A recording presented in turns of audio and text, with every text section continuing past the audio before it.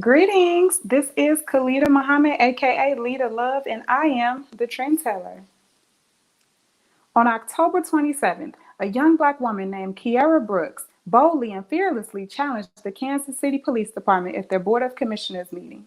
And I quote, "Stop using black children as photo opportunities because they're cute now, but in 10 years, they're black male suspects. Eating cookies and drinking milk with children does not absolve you of your complicity in their oppression and denigration.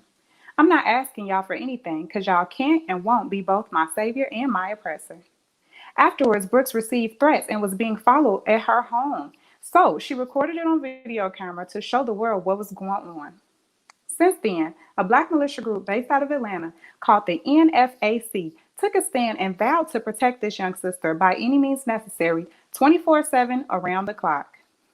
As of today, she is fine with her private security, always having her back as it should be. To support her, send funds to her Cash App and send love to her Instagram page, kjg.brks.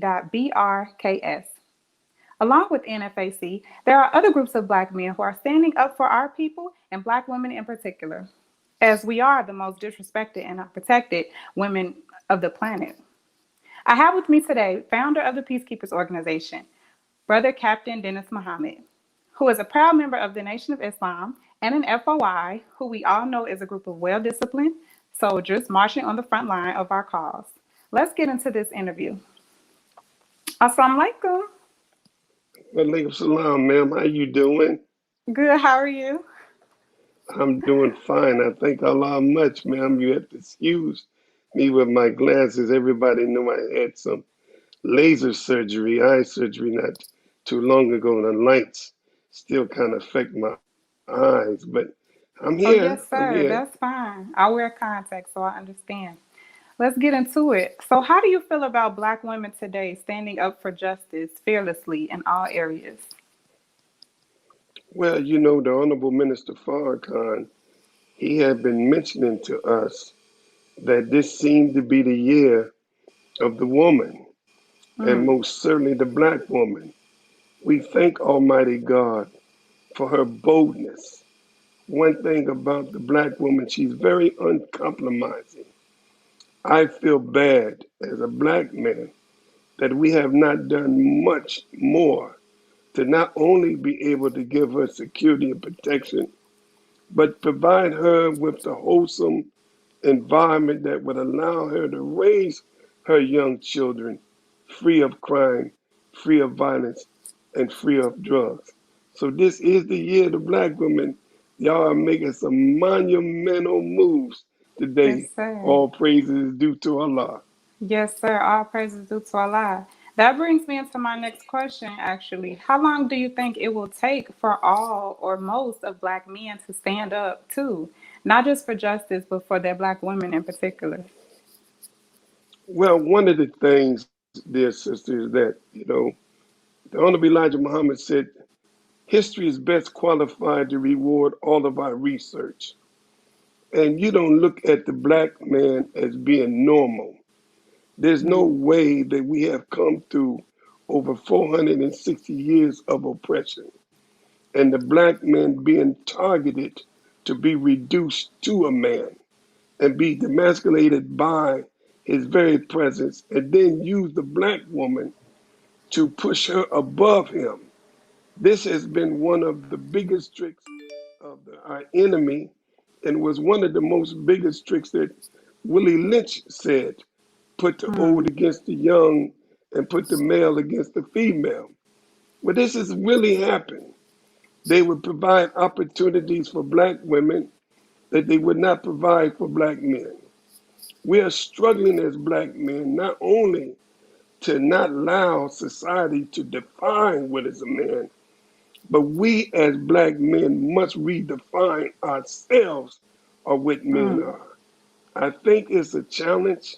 We're on our men, but there's no question, sister, when you look at the black man, you're looking at a broken man. And we have to be fixed. And we can never be fixed by our enemy. The greatest teachings of the most honorable Elijah Muhammad had the greatest influence on repairing black men. Matter of fact, that was the title they called me, They say Captain D, he's the repair man. I repair men. And by the grace of God, I know it may take a little bit longer than we expect. But we say to you, sisters, we may not be what we should be, black woman, but thank God we're not what we ought to be, what we used to be. And don't give up on us. God's not through with us yet. Yes, sir. Yes, sir. So J. Cole refers to his and my generation as the middle child. Do you refer to it as the Joshua generation? Can you expound a little bit on that prophecy? Well, we have three generations. I come from what you call Generation X. Generation X was, of course, the time that we came in a nation where we took the word X, which means unknown. But Generation X, my generation, we were the generation to do as I say, not as I do generation. Let me give you an example. My mother would send me to go get a pack of cigarettes, and I would come back, or back then you could do that with a note. And I would come back with the cigarettes, and my mother would say to me, "Don't let me catch you smoking, you hear me?" And I said, "Okay, do as I say, but not as I do." I would dare never say to mother, "Well, why are you smoking?" And there's another generation we call the Y generation. I believe that's your generation. The Y generation is the generation that would say, "Well, why are you smoking?"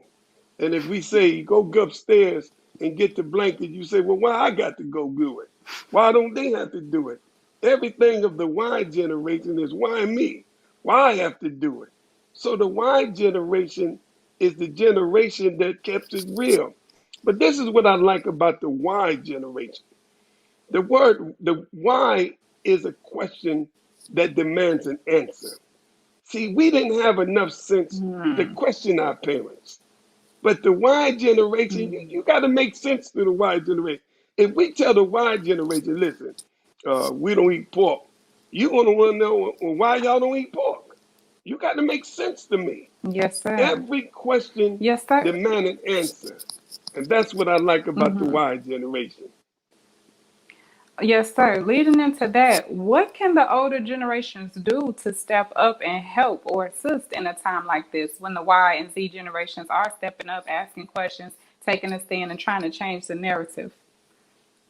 Well, one thing we have to do is get out y'all's way and Mm. stop trying to guide you to our old way. If we knew so much, we would not be in this shape. We first have to admit that we have abandoned your generation and we have failed your generation. Your generation, dear sister, is a generation you don't care what we know. You just want to know that we care. And all we have to do is to give you the right truth, the right footing, get out your way. And God is giving you the gift, the know how, and the experience to be able to take this thing further. Yes, you are the Joshua generation. You're not a no nonsense generation. Matter of fact, you came up with the word keep it 100. That's what I like about y'all. Everything about your generation is keep it real. No matter if it's painful, if it's the truth and it's real, we can accept it. Yes, sir. Yes, sir. What are some of the main divides or roadblocks between Black men and Black women that are halting our progress of unifying as a unit and gaining our power back in the world? Well, we had a saying among the nation. We call them study guys. You know them. And in the study guides, the Honorable Minister Farrakhan gave us, it was called Self Improvement, the Basis of Community Development. And in that, we were given study guides that would deal with self analysis, self examination, and self correction. Well, I thought about that heavily, and I began to realize, my sister, that self improvement is the basis of home development. If you develop the home, improve the home. See, the home is not an extension of the community. The community is the extension of the home. You keep the black family divided and broken up. you would have a divided, broken up community. We must focus now on rebuilding the black community, the black family. We Mm, must focus on bridging the gap between the male and female. We have to sit down with each other, black man, black woman, and talk about the real things that are real to you. I can say to you, Sister Kalila, all day long, I'm a man. I'm a man. But you know what? It ain't till a woman say you're a man that you really a man. And we have to be able to really define what a man is because we are so far off the mark. That's how we're going to get it together. We have to sit down, be open and honest, and let's get started and re-evaluating and reestablishing the black family, the black mhm. home. And that's one Yes. thing this pandemic have done. It had locked us in with each other. Now, there's a Mm. lot of scrapping going on since that has been happening. And but we got a chance to see each other for what we are and who we are. Yes, sir. Absolutely. Are you proud of Keiarah Brooks and also the NFAC for backing her? I'm sorry I couldn't hear you. Broke up on that. Say that again, Yes, sir. I sis. think we had some technical difficulties. I said, are you proud of Keiarah Brooks and also the NFAC for stepping up and backing her? Oh, no question, no question. Anytime our sisters stand up and tell the truth and someone have the audacity to threaten, it's not just those brothers' responsibility and we thank them. Oh, no question, we thank them. But it's just not their responsibility to protect it. It's the responsibility of every black man in America. It's the responsibility of the fruit of Islam. It's the responsibility of my peacekeepers. When we see this, so that she came to my town, I would make sure she's secure. It is our job to stand up. When you heard on the news the other day, sister, and you heard when they shot that brother down and not shot him 4 times, 7 times in the back, a black woman said, we as black women, we are afraid. We fear for our sons. We fear for our children. We are afraid. No black woman should ever got on national news and say she's afraid when she got black men. You don't hear Jewish women saying I'm afraid. Italian women say I'm afraid. Asian women say I'm afraid. Why would our women say they're afraid unless we as men have not stepped up to our responsibility to make them safe? It is our job, it is our duty, and that's what we must do. What is the Peacekeepers organization that you started? What is your mission? Where are you guys located? And how can others get involved to do their part? Well, I started the Peacekeepers 15 years ago. You know, sister, I trained law enforcement for 30 years. I trained over 15 police departments in cultural diversity sensitivity training and racial profiling training. The reason why I gave up in my pursuit of training law enforcement, because I realized that I could not reform the department because you cannot reform the union. There are great men and women in law enforcement, but as long as they have a union that would back them right or wrong, then you would always have men and women in the department who are afraid to speak truth to power. So they become part of the blue wall of silence. So I said, well, since I could not change and reform them, then let me go to the community and train our people to patrol and protect themselves. So when we started the peacekeepers, we got civilians. 90% of my peacekeepers in 32 chapters, they are not Muslims. They're Christians. And we have given them, sister, the same training that I was given in the FOI, I give it to them. The same training that you get in MDT, we give it to them. Why hold back a training that reformed you, a training that reformed me, because they don't believe Allah's God? That's crazy. Master Farad Muhammad didn't come to save some mosque. He came to save 30 million.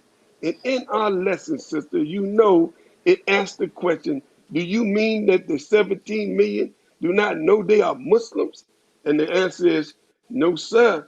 I hardly believe that unless Mm. they blind, deaf, and dumb. Well, our people don't know they Muslims, and we're not going to argue about that. We just give them the principles. So we started the peacekeepers so that people in the community can walk around in their own neighborhood for 1 hour and be present for peace. And let me tell you something, sister. In the 32 chapters we have, one in London, England, we now have one in Tobago and Trinidad. There's nothing but men who get out on the corner in our orange signature shirt and they just stand there. And we believe, sister, when peace is present, violence is absent. And that's Mm. what's been the greatest tool. So if you want to be interested in becoming a peacekeeper in your town, go to my website, thepeacekeepers.org. Thepeacekeepers.org. And wait a minute now, they have a donation button. They have a donation button. We don't get federally funded. We get funded by our people. We are not money driven, we are mission driven. So show some love, dear family. Yes, sir. Yes, sir. Well, thank you so much for joining us. I'm sure the people gathered something from this broadcast today. And, I'll see you. You wait a minute, and you know you look so beautiful, niece. Look at you, Thank girl. you. I'm very Yes, sir. proud of you. You keep doing the great work. Thank y'all for inviting me on in, and I really thank y'all for giving me this great opportunity. And I'm on standby anytime to lend my experience and expertise. May God bless every one of us to be safe, stay sheltered in, take this coronavirus very, very serious, practice social distancing, and Thanksgiving coming up. And I know you like to have a big crowd, but you don't know who's coming in the house with old Pookie and Ray Ray. So you got to be very careful on screening who you coming into your home. God bless you. Love you, sister. Yes, Thank sir. you so Love you much, too. ma'am. Assalamu alaikum. Wa alaikum salam. Thank you very much for tuning in to NNB News for this Friday's Trend Teller Report. Make sure you follow us on all social media, and we'll see you next week. Be a part of the force that powers truth in journalism.